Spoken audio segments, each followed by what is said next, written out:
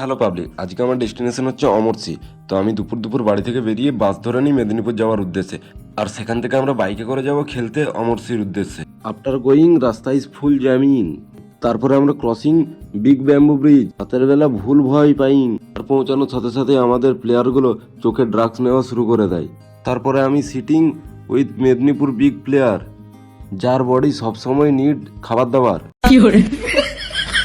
আর আমরা প্রথম ম্যাচে ঢুকতে পারিনি, তার কারণ হচ্ছে দিস ম্যান গুগল ম্যাপ দেখে আমাদেরকে ভুলভাল রাস্তায় নিয়ে যাই।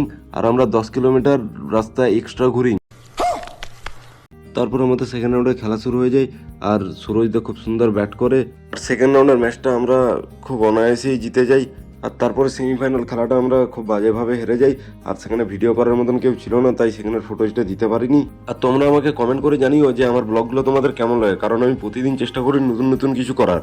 কারণ ওই নর্মাল টাইপের ব্লগ করতে আমার কোনোদিনই ভালো লাগে না, তো আমি চেষ্টা করি যে একটু আলাদা ধরনের করার। আর এদিকে টিটোর body searching a paid for long একটা ঘুম। তারপর বাড়ি ফেরার পথে আমরা একটা ধাবাতে খেতে দাঁড়াই, কারণ আমাদের শরীর নিডে খাবার, প্রচুর খিদা পেয়েছিল।